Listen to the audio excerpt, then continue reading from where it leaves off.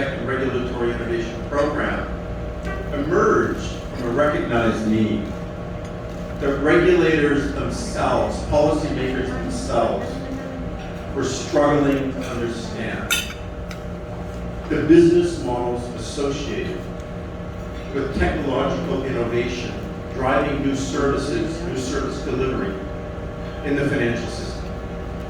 The challenge when regulators don't understand something, being inherently risk adverse, they tend to therefore not want to accommodate regulation to support the development of that innovation. We're all like that, right? Part of how we trust is gaining knowledge. We understand something, we perceive it as less risky than something we don't understand. So we realized at Cambridge that this lack of knowledge was going to be a critical barrier to regulators introducing regulation that was not overly stringent, in other words, overly restrictive in the development of regulatory frameworks that could support this innovation emerging. And in a market like the Philippines around financial inclusion, this is critically important because there are many, and I think Lito may talk about this a bit, this is a real huge barrier that the traditional financial system, not applying technological innovation, frankly, has not been successful in overcoming. So the launch of the program as Cambridge was really quite obvious to us because our work historically in the Cambridge Center for Alternative Finance, we became a leading research institution or research group in understanding how these markets were developing. How much crowdfunding was going on in the Philippines? How much was going on in Thailand? How much was going on in Brazil? 185 countries we were collecting data. And this data, we saw the regulators using it to understand and compare how their markets were developing versus other markets. This data was available from nowhere else, and because we were supplying it, because we were a recognized, credible institution, we had the trust of regulators to take the program and participate in the program when we launched it. So again, the CFTRI, it emerged first from a need to inform regulators about the business models of technological innovation in finance, so they could then develop regulatory framework models to accommodate that development. And then because we had the trust of that community, again, regulators are not a group of people who naturally easily trust anyone or anything. Their job is to be skeptical to some degree. We had credibility. And it was that combination of the credibility with regulators combined with serving an urgent need that led to the introduction of the program. And today, I think the team will talk about how large that program is today. And I'll stop there. Thank you, Professor Bob. It's actually quite refreshing to note that you were able to bridge the gap for the need that's arising right now, right? We know how finance can be quite traditional, and you were there. Your program is actually there to bridge the gap, to bring more regulation to policymakers up to speed with what's happening right now. Okay, so the next question is actually for 5 of our panelists. First, Rolito, Dr. Lee, Mr. Drury, Mr. Hunter, and of course, Dr. Vea. So our question is, can you tell us more about the FTRI program and how the partnership came about? Okay, so I think you need breakfast for this. So dinner and then breakfast, quite a long narrative. But it started in January 2020. It's winter in Europe. And when I attended the Intellect program on digital transformation by design. So it was a brief executive course where I attended that in the Cambridge Center for Alternative Finance at Josh Business School at the University of Cambridge in the UK. And that was a time when I met, of course, Dr. Bob, who was one of our lecturers that time. And in one of our coffee breaks, we had this discussion about his vision or his dream about having to establish an extension or an off-campus hub. Of course, that's outside the UK, in the ASEAN region, and specifically in the Philippines. So that was a visioning exercise that happened in January 2020. And now fast forward November 2022, we are now launching it. So I think it's about how to get things done, how to make things happen. And despite the COVID-19 pandemic, we were able to navigate and establish that relationship and have the discussion, especially with Mapua University, as a strategic partner that would represent the best in class in terms of higher education, higher institution. Higher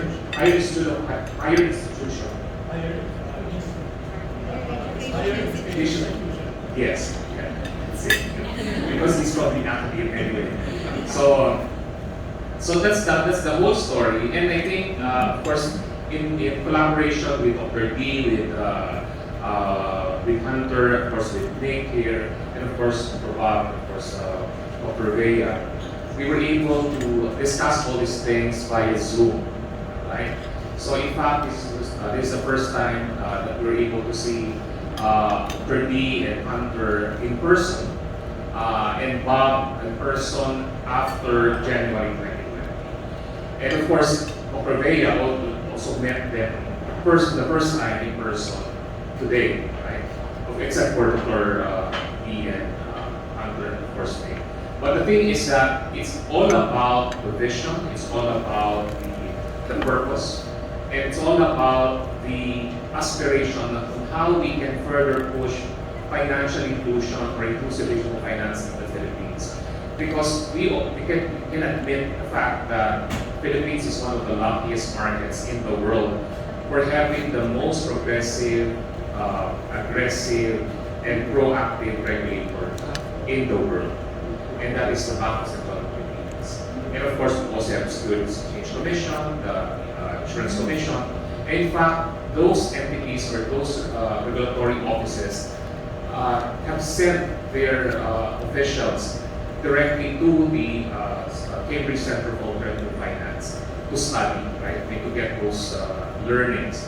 And in fact, tonight we will have that first alumni homecoming amongst all those graduates from CCAP in UK. So I think this is something of value for every Filipino, because this will further the cause of national government in terms of, again, promoting inclusive digital finance or financial inclusion and through massive digitalization. So I think this is a welcome news for everyone, for all Filipinos, and of course, on behalf of the Fintech Alliance, in fact, we have an ongoing 2-day summit, which is called Index Summit for the Inclusion and Digital Transformation Summit, where we started this today. This is the day one, where Governor Medalia and Finance Secretary Ben Jok opened the day one event. And then we will also have the gala dinner happening tomorrow with Congressman Joey Salceta, who's the chairman of the House Committee on Ways and Means, again, together with Secretary Yoko. So I think, again, welcome to the Philippines, for Bob, Kirby, Hunter, and Nick. And we only wish for the best for this collaboration. And again, the ultimate winner for this collaboration would be the Philippines. Thank you. Thank you, sir, for the insights. May I also ask the insights of Dr. Lee? Thank you very much. In terms of, how this came about, we've been talking for about a year now, planning this program to be launched here in the Philippines. So we're really, really excited about that. But going back to the CFTRI, what Bob was talking about, I joined the CCAF back in January 2020, when the second cohort of the CFTRI was just about to start. And I've been responsible for leading the CFTRI now. I'm in the 10th cohort of the CFTRI now, we've had about 1,550 regulators and policymakers from 350 plus institutions and 145 plus countries globally join us on the program itself. And I'm really proud to say that at least 55 of those regulators and policymakers come from the Philippines, mainly from SEC Philippines and the Central Bank of the Philippines and the Asian Development Bank in the Philippines here. So on the program itself, we've had very senior officials join us to do the course at Cambridge. But for me, I'm so excited that we're now here in the Philippines and we're going to make this program open to the Filipino people to really get this knowledge, this expertise about regulation in terms of fintech, regulatory innovation, which is what this program is all about. It's an 8-week online program, runs for about 8 weeks, and at the end of the program, our participants are encouraged to work in a group to put together a project proposal, a capstone project that they will take back and actually implement in their jurisdictions. So the outcome of this program is new laws for some countries, new innovative ways of supporting fintechs to help fintechs grow in countries, but also cross-jurisdictional, cross-institutional collaboration. We see that happening through the course itself. So for me, it's been a year, talking and planning, but it's now happening here in the Philippines.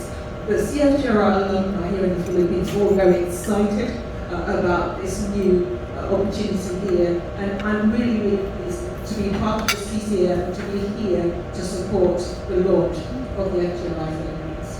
Thank you. Thank you, Dr. Next, maybe we have the insights of Mr. Drury. Thank you very much. I'd like to thank my fellow panelists for having me here today. What a privilege it is to be back in the Philippines, and also to continue the long association that I have with your wonderful country. I started coming here about 10 years ago. I was working for one of the larger banks, actually doing some re-engineering of one of the technology functions. I'm actually a core tutor on the Fintech and Regulatory Innovation Programme, and although I'm English, I'm not based in England like those of us on the left. I'm actually based in Singapore, and I've been in the region for 22 years. I've seen the changes in the ASEAN region during that time. It's been huge changes. Bob has mentioned already the data collection that's going on in the region. And as Lika has told me before, there's 7,107 islands here in the Philippines, so there's an awful lot of data that can be collected, not just in Luzon, but in the other 7,106 islands as well. So, in terms of the work that can be done, I think there's huge potential here. Not just on the data collection, but really a collaboration journey here to bring all the various partners in the ecosystem together. The innovation that's happening as part of the fintechs, the other financial services players, and of course the regulators and the central banks themselves. And in fact, in my group at the moment, I have 3 or 4 Filipino participants from the regulators and the central banks. We work through the modular program in detail. We have a capstone project at the end. And I'm very, very happy and honoured to say that actually some of the higher quality capstone projects actually come from this country, your country, the Philippines. And in fact, one of the famous outcomes was an innovation office that originated as part of the Fintech and Regulatory Innovation Programme, and then was actually implemented by one of your regulators. So I will just stop there, but just to say how excited and honoured and privileged I am to join everyone on this wonderfully exciting journey, and look forward to working with everyone to make a great success of it. Thank you very much. Your insights. Sure. So I think well covered the origin and the structure of the program. There's really one phrase that comes to mind for me sitting there are a couple of necessary conditions for that to exist. I think that everyone here probably knows how difficult that really is. And to me, the primary necessary condition is leadership, and continuity, and trust. And as I'm sitting here in the panel and looking across the faces of everyone who's worked together to put this together, I'm honored, right, to see the leadership and collaboration between Mapu University, Fintech Alliance in the Philippines, and the CCAF on this Fintech Regulatory Innovation Program. I think it takes a unique collaboration environment for us to be able to deliver on the impact that we feel is really necessary. And Bob touched on it. It's about filling knowledge gaps that emerge when there's innovation in financial services through technology. That can be a catalyst for great change, opportunity. It can be a catalyst for negative impact as well. And I think seeing through that, providing evidence base for informed decision making is really what we care about. I think everyone here, what we care about. So it's fantastic to see. In many ways, it feels like the start, and in many ways, it also feels like a job well done. And seeing through collaboration to create the impact that we're looking forward to see.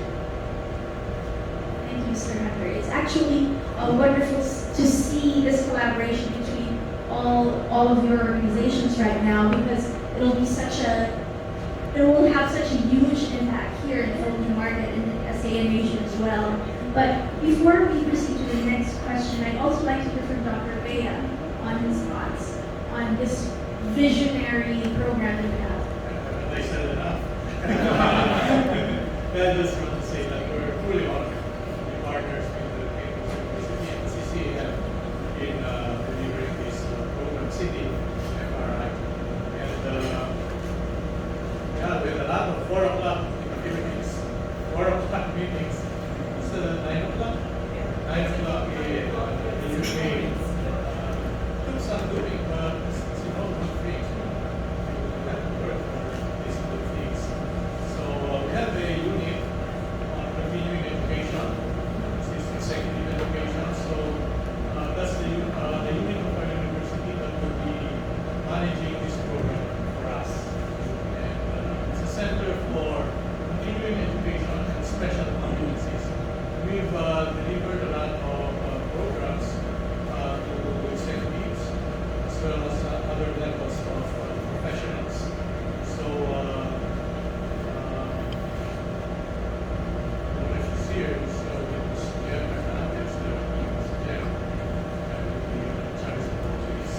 And we recognize that in today's digital economy, technology is moving so fast that we really need to keep up. Professionals need to keep up. I'd like to view it that way. This is part of the learning for professionals, even executives, and we want to be a participant in that area. So, just really very glad to be seeing these guys over here.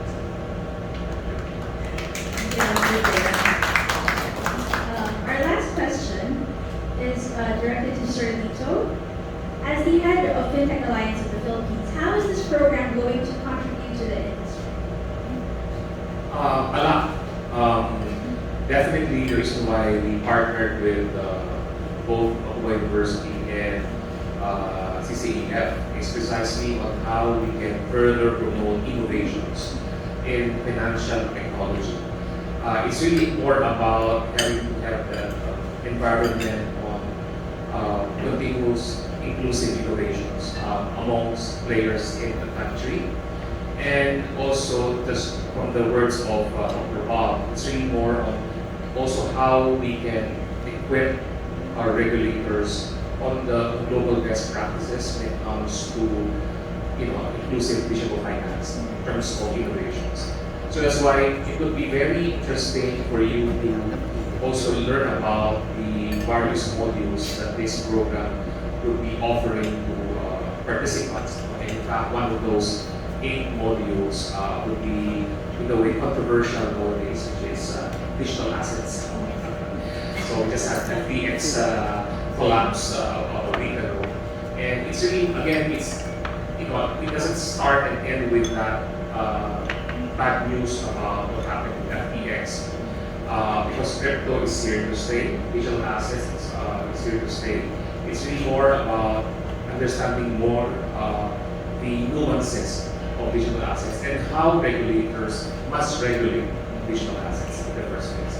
Because it's not, really we have to address the issue on having these cryptos or or digital assets or Web 3.0 or decentralized finance, various nomenclatures, but at the end of the day, it's all about having to regulate all this. For ultimately, with the end goal of having to promote consumer protection, right? From the words of BSP Governor Medallion this morning, when he was asked about, when he talked about this FTX, crypto collapse, he said in his speech that Filipinos who are into this should only blame themselves because they took the risk of investing on it. Because in the first place, the entities that they are investing in are even regulated. So again, the issue is on how the issue is more on having to have that that understanding or that mindset of yes to innovation and no to speculation. Right? And with these lessons learned, because the Philippines apparently ranks 5th or 6th globally in terms of crypto adoption, right? So it's quite where Filipinos are quite aggressive when it comes to all this crypto investment. So I think this is again with this engagement or with this collaboration with CCAF, Open University, the regulators will definitely have more, a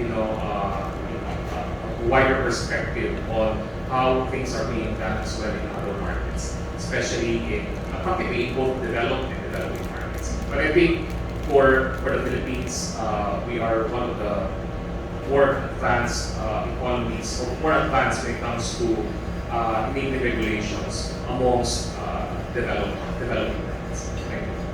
Thank you, Sir Nico.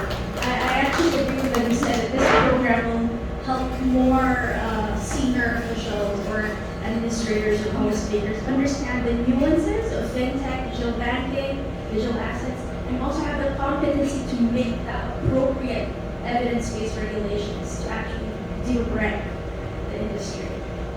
Okay, so thank you for all your insights.